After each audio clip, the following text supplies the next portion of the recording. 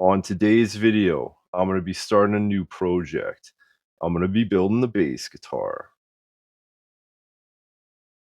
So there's two main reasons why I'm planning to make a bass for this build. The first reason is I don't currently own a bass, so it would be nice to have one again. The second reason is I already have a bunch of these parts.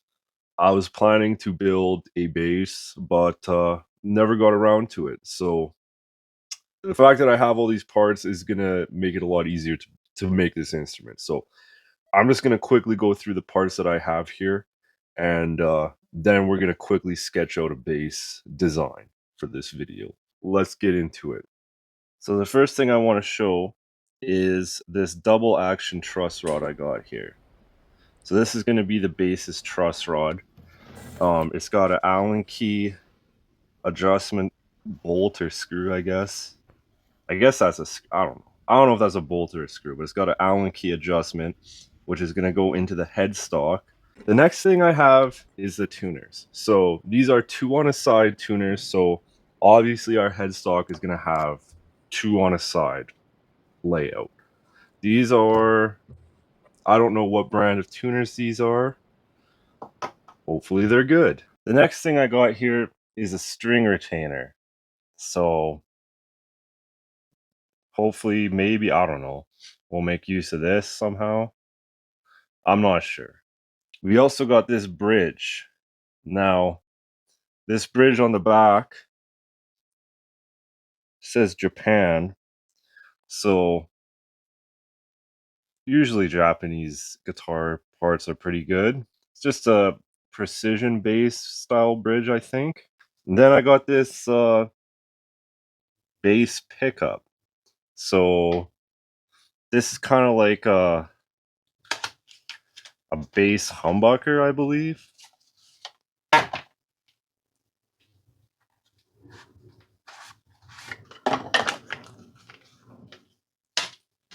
Oh, yeah. So it's just kind of like just like a humbucker for bass. So it's select. I don't even know if they still make these, but yeah, this is what we're going to be using for our pickup. And then finally, we have the piece de la résistance, the fretboard. So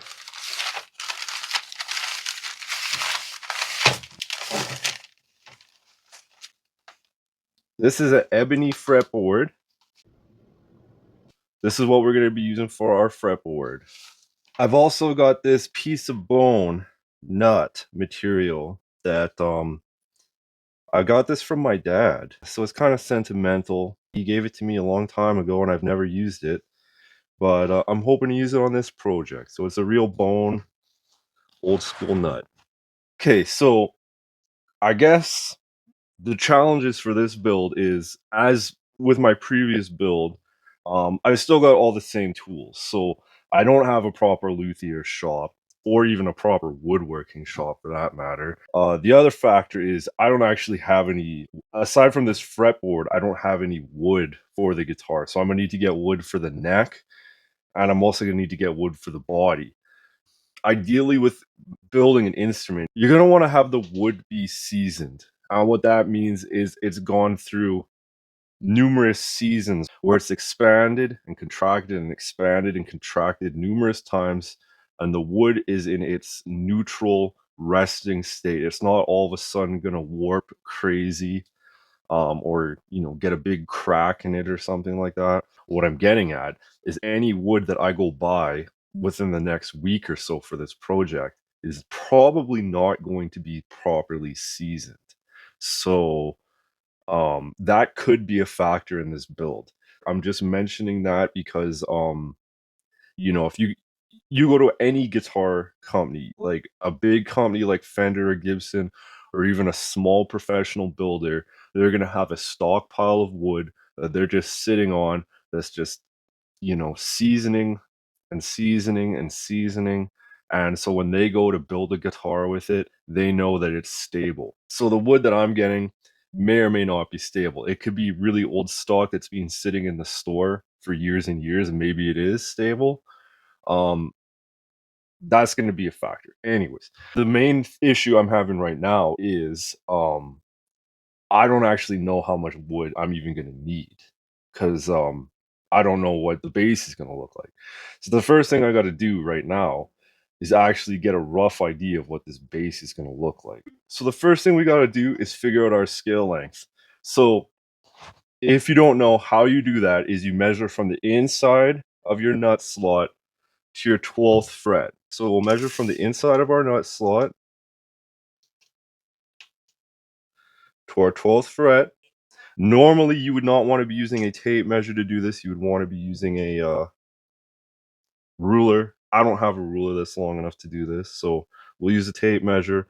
The problem with tape measures is over time they stretch out and become not accurate. It is fine for this because we're just trying to get in the ballpark. This is a fretboard I bought off StuMax, so it's going to be just a standard scale length. So anyways, so we got 17 inches from the inside of our nut slot to our 12th fret. 17 times 2 is 34.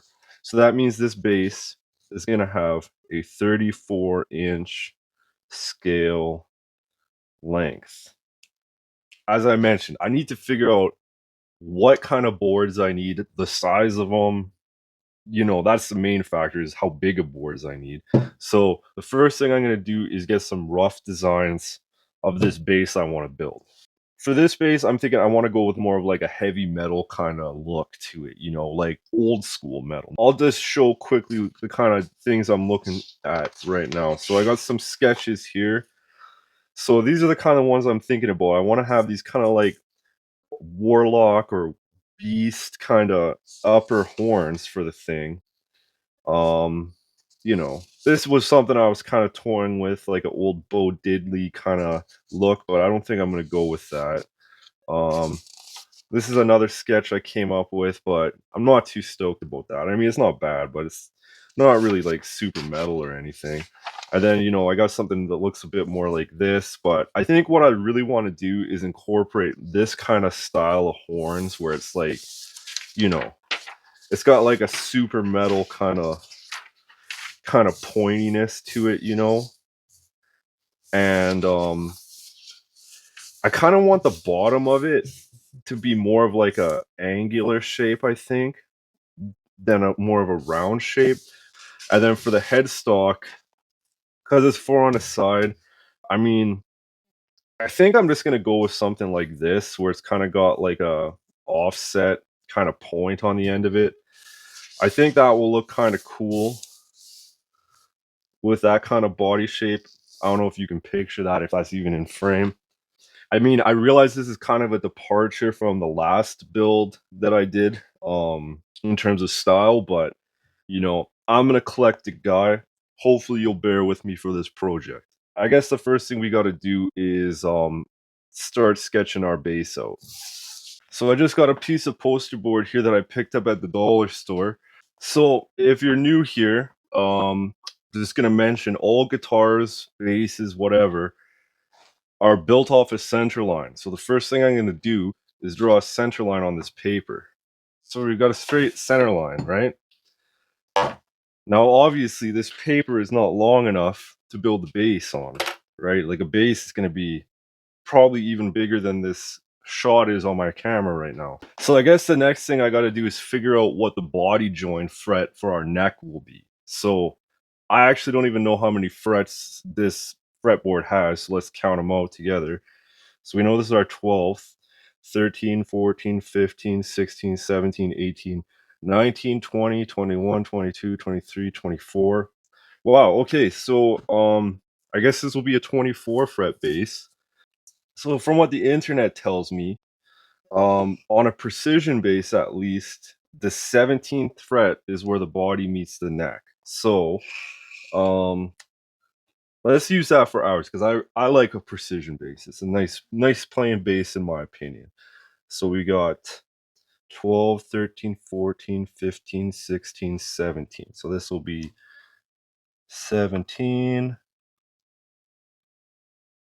So that'll be our body joint. We'll just put a BJ there.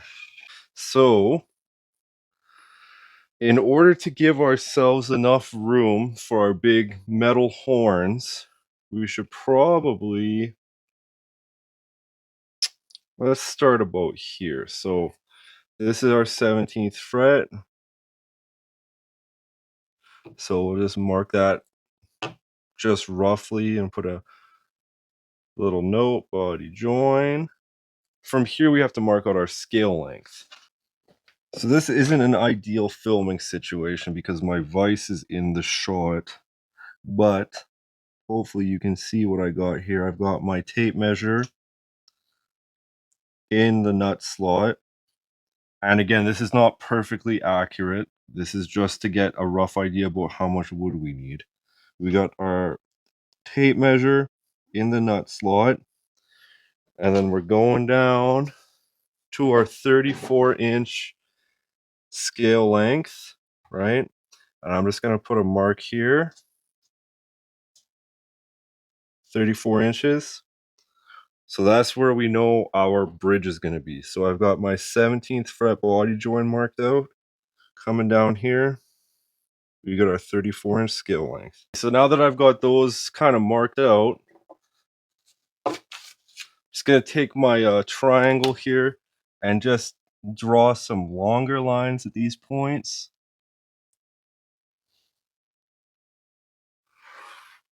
So there's our body join.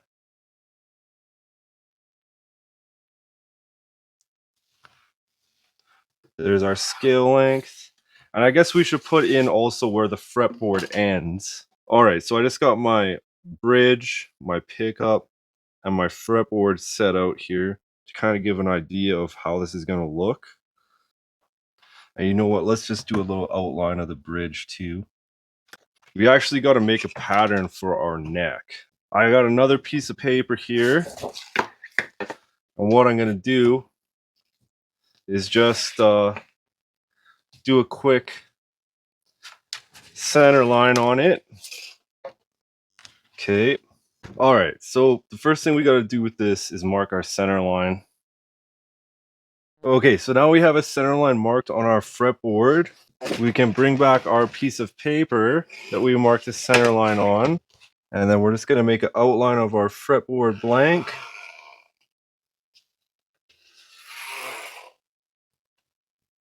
Okay. And we're going to mark out our important frets. So right here, we got our body join. And right here, we have our 12th fret. Now I'm just going to take my triangle here and just extend these lines a bit. So now we need to figure out what our nut width is going to be. So it looks like a precision base has a nut width of 1 11/16. So let's do that.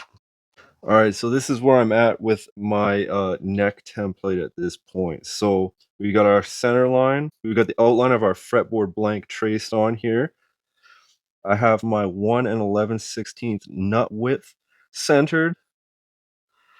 I have my 12th fret marked out, and I have our 17th fret body join marked out. So now at this point, I'm just gonna quickly cut this out, just roughly cut it out, because the next thing we got to do is figure out the shape of our fretboard. From the edge of our nut in on either side, we're gonna want about 1/8 of an inch of space between the edge of the string and the fretboard. So just gonna mark that out here. So this will all make sense in a minute. All right. So right now I'm currently just trying to get the outside shape of my fretboard figured out. So what I've got here at the scale length of my base, I have the scale length marked out. Then I have two lines. So this line here, the inner line and the inner line, that is that marks where the outside of our string is going to be. So our first string is going to be starting here and end probably about here, and our last string is going to start here and end probably about here. Now the second further outline from the center line is just the same amount of distance as we have up here at our nut. So this is our nut width, these two outside lines, and then these two inside lines are the outside of our strings. So on either side, we have about 1/8 of an inch of space. So this means up at the nut, we're going to have about 1/8 of an inch space between the outside edge of our string and our fretboard. Now, when we come back down here, we have that same roughly 1/8 from the outside of the string marked out at the scale length. Now, the reason we did this is because we have to mark this outside line to this outside line, and that will give us the outside profile of our fretboard, because we want to maintain this roughly 1/8 inch gap all the way down the string, right? And as the string goes from the nut to the bridge, it fans out. So we need to make sure we have a consistent 1/8 all the way down. I hope this is making sense, but that's as good as I can explain it. So at this point now, what I'm going to do is I'm going to take my 4-foot level, which I know is straight, and I'm just going to connect these 4 lines, and that will give me my fretboard profile. Okay, so now you can see what I'm talking about. We got our 2 outside lines, and as we travel down,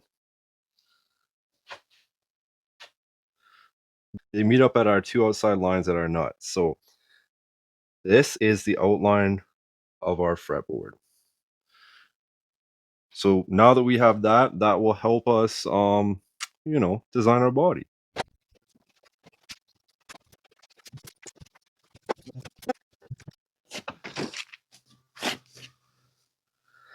Okay, so this is the shape I'm going to go with for the body, the rough shape. This is just going to give me an idea about how much wood I got to buy. So we can see those are the top horns coming down.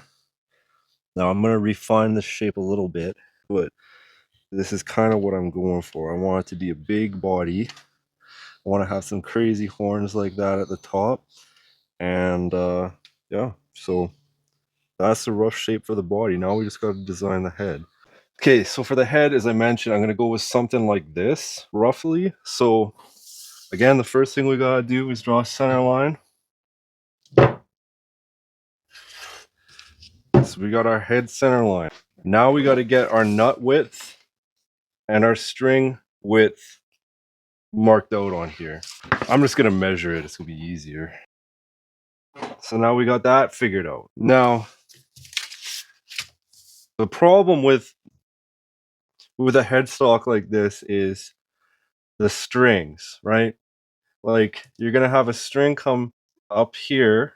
You're going to have a string come up here. Then you're going to have a string come here. And then another one come here. So the problem is you got to make sure that these upper 2 tuners aren't so far out that this string hits this tuner. On my Dean ML, this is actually a problem. And the solution to that is I actually have to wind this tuner backwards so that the string goes to the other side of it. So we want to avoid that here. So with that in mind, let's get to designing our headstock. Now visually, I think this will be good. Let's just see if it'll actually work out. Let's worry about these faraway tuners first. So I'm just gonna kind of roughly mark where the strings will be. So I hope this is making sense. This is our nut. These are our 2 inner strings. If these are positioned here, this is where they will go to. So that means we got to put these tuners in an area where these inner strings will not interfere with these tuners.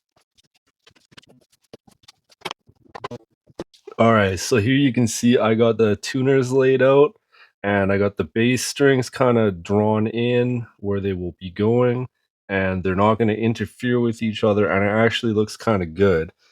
So at this point, I'm just going to draw the outline of the headstock. So I've got the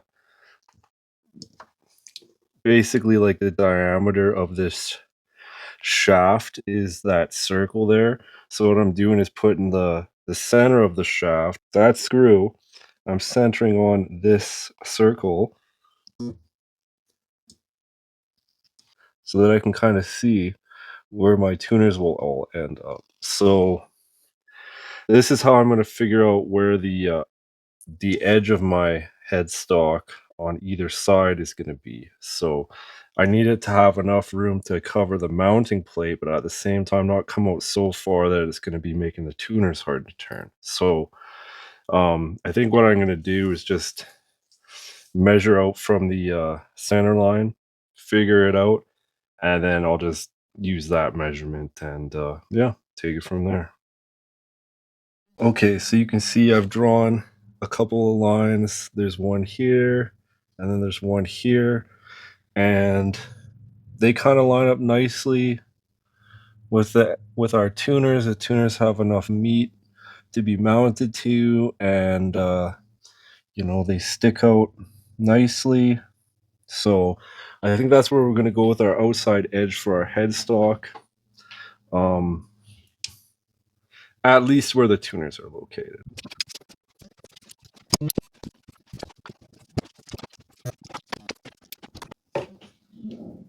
All right, so this is the style I'm going to go with for the headstock. So this is just kind of like a rough drawing right now. Um, I'll probably refine it a little bit, but this is just so I can get the right amount of wood. But yeah, so it's going to work out just fine with the spacing from the sides. So this is kind of what it will look like, though, if you can imagine it. With the tuners there, it's going to be kind of a weird shape, but I think it will look good with the body. So next thing I'm going to do is just roughly cut this out and then put the whole thing together. So I had to come outside to film because it's so big. But this is what it's going to look like.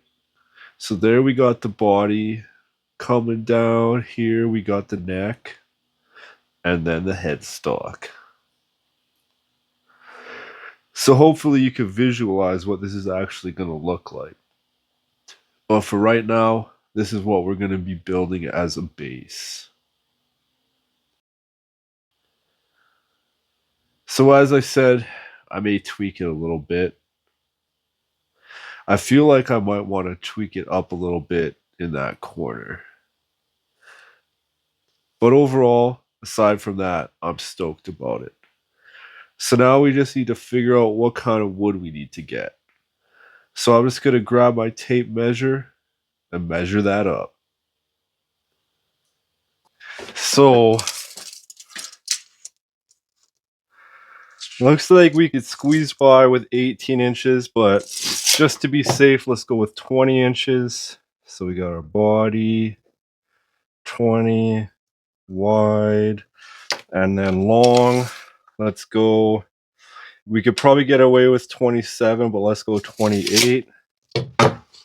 28 inches long. Okay, and then thickness. I'll figure that out later. Then for our neck, let's figure this out. So for the neck, I'm going to do the headstock like, not like a fender style where it's all carved out of one piece. I'm going to do a scarf joint on the neck joint on the headstock. So the head's going to be tilted back, kind of like you might see on a Gibson. So we're going to have to account a little bit extra length for that. Also, I'm going to actually do a glued on neck on this base. So probably will want it to extend past the fretboard a little bit. The actual neck, kind of again like a Gibson. That being said, I'm not 100% sure on that because it is a 24 fret neck. So that is going to give us a lot of length attaching it to the body. So I'll just aim to have a little bit extra, and yeah, we'll see about that. So for the length, the overall length, I mean, we could probably get away with 36. Let's just go with 40 to be safe for the length. So 40-inch length. And then for the width, so we could do this a couple ways. We could put ears on the side of the headstock to get this extra width, or we could use a really wide board and then cut it down for the neck. Let's write down our measurements and I can make that decision once I see what's available at the wood dealer here. So the minimum width for the neck would be probably about 3 inches. But if we want to have this be one piece, which I don't think we're going to be able to, but let's just see, it'd have to be like 7 inches. So that may be crazy.